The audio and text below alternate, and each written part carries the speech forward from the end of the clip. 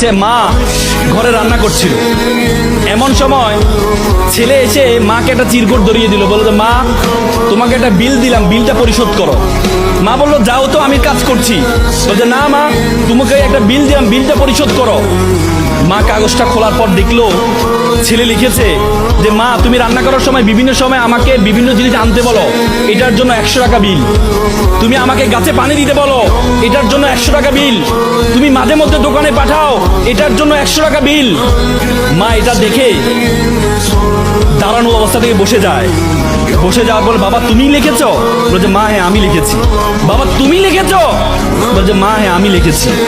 বললো যে এক কাজ কর, তোমার জন্য আমি একটু নুডলস রান্না করেছি, নুডলসটা তুমি খাও আর তোমার বিলটা আমি নিয়ে আসতেছি, তুমি একটু ওয়েট করো।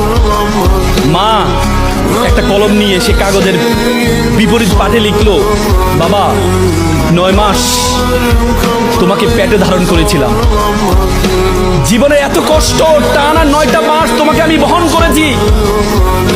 রাতে ইচ্ছে করতো একটু ডান পাশ হই, কিন্তু ডান পাশ হতাম না। আমার বাবুটা যদি পেটে ব্যথা পায় সেজন্য আমি ডান পাশ হতাম না। ইচ্ছা করতো একটু বাম পাশ হই, কিন্তু যে বাবুকে আমি দেখি নাই তার প্রতি আমার এত মহব্বত, আমি বাম পাশ হতাম না যে আমার সন্তানটা যদি ব্যথা পায়।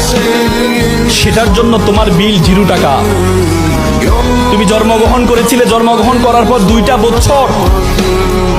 বছর যে পরিমাণ ঘুম ভেঙেছে আমার, যে পরিমাণ প্রায় 6 মাস টানা, 6 মাস পরিমাণ ঘুম আমি ঘুমাই নাই আমার সন্তানের জন্য, সেটার জন্য বিল 0 টাকা। তুমি পিঠা পছন্দ করতা, ওই দিন পিঠা রান্না করেছিলাম তোমার জন্য, পরিবারের সকলে পিঠা খেয়েছে। সর্বশেষ একটি পোড়া পিঠা ছিল, সারাদিন কিছু খাইনি, চিন্তা করেছিলাম পিঠাটা খাবো। তুমি বাইরে থেকে দৌড়িয়ে এসে বললাম মা এটা কি অন্য পিঠা, এই পিঠাটা আমি খাবো। আমি তোমার দিকে একটু তাকিয়ে আমার সন্তানের হাসি দেখে নিজের পেটের মধ্যে যে খিদা আছে সেই খিদার দিকে আমি তাকাইনি, সেই খিদার দিকে আমি তাকাইনি। আমি তোমাকে সেই পিঠাটা দিয়ে দিয়েছিলাম, তুমি খাচ্ছ। আমার অন্তরের যে বাসনা, অন্তরের যে ভালোবাসা আমি প্রকাশ করতে পারিনি, সেই বিলের জন্য তোমার জন্য 0 টাকা। সন্তানকে যখন দেয়া হলো, সন্তান এটা দেখে মাকে জড়িয়ে ধরে কান্না করে বললো মা তোমার কাছ থেকে কোনো বিল আমি চাই না। চুমু খেয়ে ছেলে কান্না করে দিয়েছিল। আজকে আমরা প্রতিদান চাই, কিন্তু মা বাবার প্রতিদান তুমি কখনো দিতে পারবা না।